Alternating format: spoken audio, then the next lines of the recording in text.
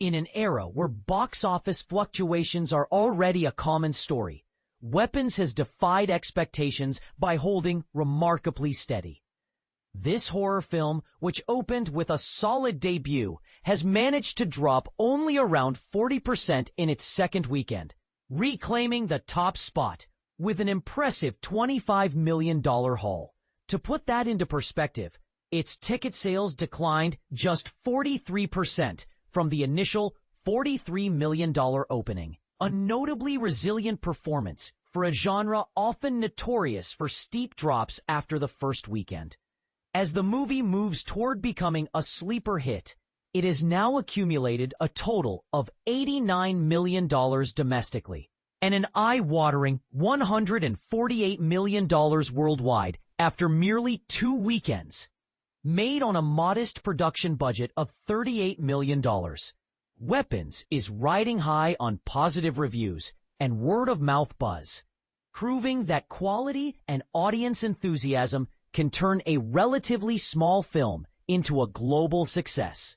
This marks the 5th consecutive hit for Warner Brothers, following blockbusters like a Minecraft movie, Sinners, Final Destination Bloodlines, and Superman. Their recent streak signifies a promising turnaround after earlier misfires such as Mickey 17 and The Alto Knights earlier this year. Meanwhile, the only notable new release this weekend, Universal's action thriller Nobody 2, didn't make a seismic impact at the box office. Starring Bob Odenkirk, who portrays a seemingly ordinary dad with hidden lethal skills, the film debuted at number 3 with roughly $9.2 million from over 3,200 theaters across North America. This debut is just marginally above its predecessor, Nobody, from 2021, which opened to about $6.8 million during a period when cinemas were still recovering from COVID restrictions and operating under limited capacity. Internationally, the sequel earned an additional $4.9 million, pushing its global total to around $14.1 million. Directed by Timo Gianto, who took over from original director Ilya Naishuller, the story has Hutch Mansell, played by Odenkirk, taking his family on vacation to a small tourist town where he soon finds himself caught in a web of danger provoked by local troublemakers. Interestingly, audience scores for Nobody 2 were somewhat less enthusiastic than the first film, with Cinema Score giving it a B+ compared to the original's A-.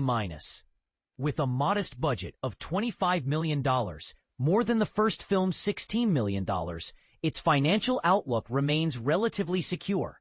Industry analyst David A. Gross explains, the first Nobody was inexpensive for an action film and paid off well. Nobody 2 offers a low-risk opportunity for profit and, given its budget, should be able to turn a profit.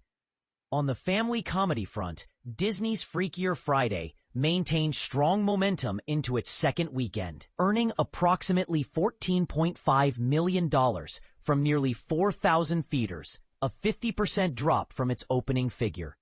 The PG-rated sequel, featuring Lindsay Lohan and Jamie Lee Curtis reprising their roles in a humorous body-switching story, has now amassed $54.6 million in North America and over $86 million globally after 10 days.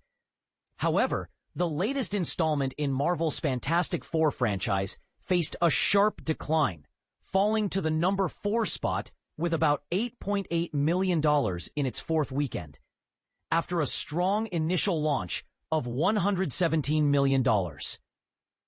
The film's ticket sales have dropped off significantly, with North American earnings reaching $247 million and worldwide tally crossing nearly $469 million. While these figures surpass some of the previous Marvel releases, like Captain America: Brave New World and Thunderbolts, they suggest that the Marvel Cinematic Universe might be experiencing a slowdown after post-pandemic struggles. The Bad Guys 2, a heist-themed animated comedy from Universal and DreamWorks, rounded out the top 5 with roughly $6.9 million in its third week. It has so far earned $56 million domestically and $117 million globally. A decent return, but a slower burn compared to the original, which amassed $250 million overall.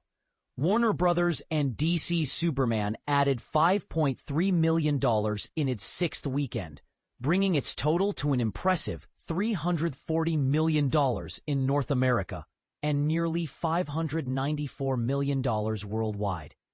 That's likely to surpass the $600 million mark soon, making it one of the year's biggest hits.